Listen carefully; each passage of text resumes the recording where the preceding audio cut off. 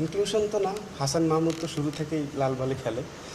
মাঝে ওর একটু সমস্যা ছিল, একটু ইনজুরি ছিল, টুকটাক কারণে আসলে বাইরে গেছে। তার মধ্যে তাসকিন ভালো করা শুরু করেছে, এবাদত তখন ভালো করছিল, তো যে কারণে ও থার্ড অপশনে চলে গিয়েছিল, এই আর কিছু না। ওকে কিন্তু ইনক্লুড করার কিছু নাই, ও কিন্তু অলরেডি ইনক্লুডেড। জাকির হাসান খুব সম্ভবত সুস্থ হয়ে যাবে, ও ওই যে এই টিমের ইয়েতে আছে, ও কনসিডারেশনে। তো দেখা যাক আগে। ন্যাশনাল টিম এখনও আসলে ফুলফিল হয়নি, সময় বাকি আছে। ক্রিকেট বোর্ড যখন বলবে আমরা আসলে করে দিতে পারবো। আর এই টিম যে যাবে, ফার্স্টে আমাদের এই টিম যাবে, তো এই টিমটা আমাদের রেডি হয়েছে, আপনারা মনে হয় অলরেডি জানেন এই টিম সম্পর্কে। হ্যাঁ, আচ্ছা, তো এই হচ্ছে এ টিম। ভাই এখন যারা যারা যাচ্ছে এরা সবাই এ টিমের প্লেয়ার, ন্যাশনাল টিমের বলা যাবে না, কারণ এ টিম খেলতে যাচ্ছে, যে প্লেয়ার যাবে সেই প্লেয়ার এ টিম। আর এখন ওই যে ওইটা বললাম, ধরেন মুশফিক যাচ্ছে, মুশফিক কিন্তু এ টিমের হয়ে যাচ্ছে, মুশফিক আলাদাভাবে বলবো না ভাই কারোর কথা, তো এরকম যাবে। আপনার মমিনুল আছে, মুশফিক আছে। সব থেকে বড় যে ব্যাপারটা, যদি এখান থেকে যারা ন্যাশনাল টিমে যাবে, যারা ফার্স্ট 4 ডে ম্যাচের জন্য যাচ্ছে, তো ওখান থেকে গেলে ওরা একটা ম্যাচ খেলতে পারবে, যারা টেস্ট টিমে চান্স পাবে। তো সেক্ষেত্রে আমরা চিন্তা করেছি যে কিছু ওখানে যারা টেস্ট টিমে তাদের জন্য যাবে, টেস্ট টিমে তাদের জন্য একটা খুব ভালো প্র্যাকটিসের ব্যবস্থা, যেটা আসলে আমাদের এখানেও কিন্তু বেশ ব্যাহত হয়েছে প্র্যাকটিস, বৃষ্টির কারণে, বিভিন্ন কারণে আমাদের আসলে প্র্যাকটিসটা খুব ভালো যে হয়েছে তা বলা যাবে না। তো এই 4 দিনের ম্যাচটা আমাদের জন্য খুব ভালো হেল্পফুল হতে পারে বলে আমার মনে হয়। আর এখানে এই তো সেই অনুযায়ী আসলে টিম করা হয়েছে। তো ফার্স্ট ম্যাচের জন্য টিম দেওয়া হয়েছে, তারপর আসলে অ্যাকর্ডিংলি যাবে এটা, যে সেকেন্ড ম্যাচ হবে, ফার্স্ট ম্যাচের পরে যারা টেস্ট টিমে চলে যাবে ওদের রিপ্লেসমেন্ট হিসেবে বাকিরা যাবে সেকেন্ড টিমে। ডেফিনেটলি একটা ডিফারেন্ট কন্ডিশনে। আর আমাদের আসলে টিমটা ইয়াং টিম, মানে প্রায় সবই আসলে ইয়াং। তো এটাকে আমি মনে করি পাকিস্তানি এ টিমের সাথে, ওদের কিন্তু প্রপার এ টিম ছিল, তো পাকিস্তানি এ টিমের সাথে 4 দিনের ম্যাচ জেতা কিন্তু একটা বেশ বড় অ্যাচিভমেন্ট। দেখেন, সব থেকে বড় ব্যাপার হচ্ছে ওই কন্ডিশনে গিয়ে যে আমরা লাঙ্গার ভাষণ ভালো খেলতে পারি, এটা হচ্ছে সব থেকে বড় অ্যাচিভমেন্ট, যে এটা আমরা জানতে পারি।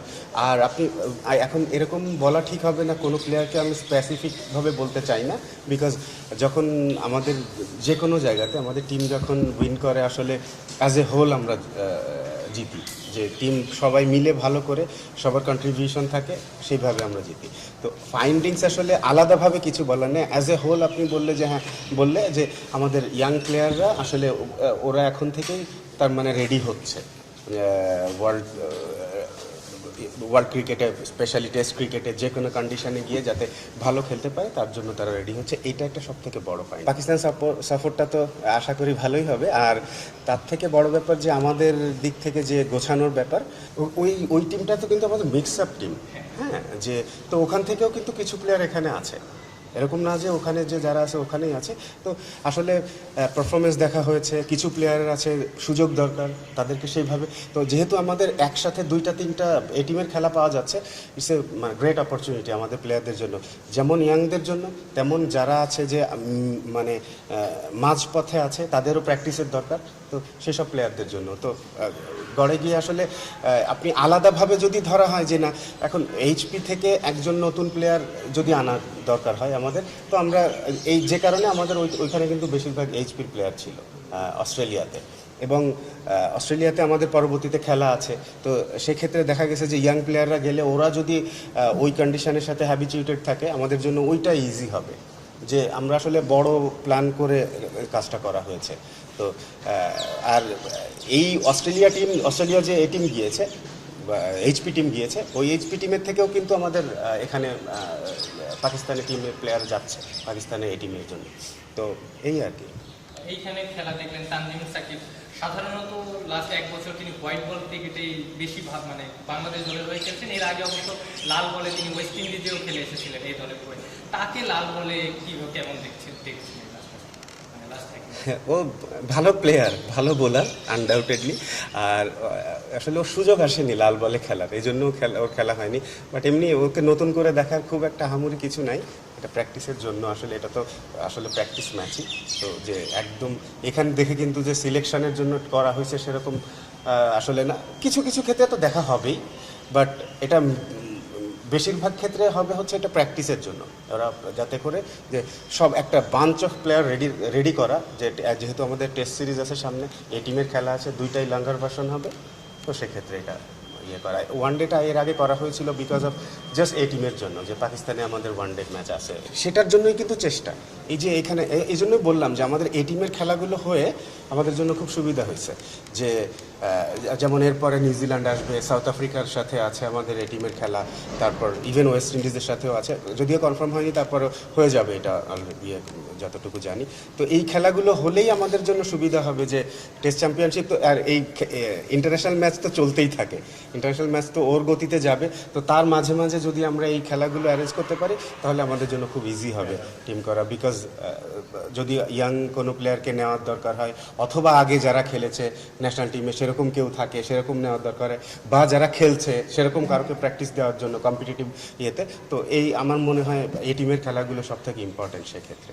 যারা যারা যাচ্ছে এরা সবাই এ টিমের প্লেয়ার, ন্যাশনাল টিমের বলা যাবে না, কারণ এ টিম খেলতে যাচ্ছে, যে প্লেয়ার যাবে সেই প্লেয়ার এ টিম। আর এখন ওই যে ওইটা বললাম, ধরেন মুশফিক যাচ্ছে, মুশফিক কিন্তু এ টিমের হয়ে যাচ্ছে, মুশফিক আলাদাভাবে বলবো না ভাই কারোর কথা, তো এরকম যাবে। আপনার মমিনুল আছে, মুশফিক আছে, তারপর আপনারা টোটাল টিমটা জানেন না না? আচ্ছা, আমি আপনার কাছে আপাতত দিতে পারি, এটা হচ্ছে আমাদের টিম। ভাই এতগুলো নাম এখন পড়া দেখেন, 3টা টিম হচ্ছে।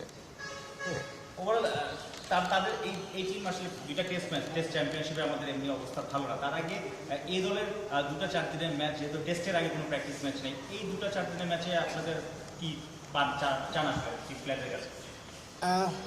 সব থেকে বড় যে ব্যাপারটা, যদি এখান থেকে যারা ন্যাশনাল টিমে যাবে, যারা ফার্স্ট 4 ডে ম্যাচের জন্য যাচ্ছে, তো ওখান থেকে গেলে ওরা একটা ম্যাচ খেলতে পারবে, যারা টেস্ট টিমে চান্স পাবে। তো সেক্ষেত্রে আমরা চিন্তা করেছি যে কিছু ওখানে যারা টেস্ট টিমে তাদের জন্য যাবে, টেস্ট টিমে তাদের জন্য একটা খুব ভালো প্র্যাকটিসের ব্যবস্থা, যেটা আসলে আমাদের এখানেও কিন্তু বেশ ব্যাহত হয়েছে প্র্যাকটিস, বৃষ্টির কারণে, বিভিন্ন কারণে আমাদের আসলে প্র্যাকটিসটা খুব ভালো যে হয়েছে তা বলা যাবে না। তো এই 4 দিনের ম্যাচটা আমাদের জন্য খুব ভালো হেল্পফুল হতে পারে বলে আমার মনে হয়। আর এখানে এই তো সেই অনুযায়ী আসলে টিম করা হয়েছে। তো ফার্স্ট ম্যাচের জন্য টিম দেওয়া হয়েছে, তারপর আসলে অ্যাকর্ডিংলি যাবে এটা, যে সেকেন্ড ম্যাচ হবে, ফার্স্ট ম্যাচের পরে যারা টেস্ট টিমে চলে যাবে ওদের রিপ্লেসমেন্ট হিসেবে বাকিরা যাবে সেকেন্ড টিমে।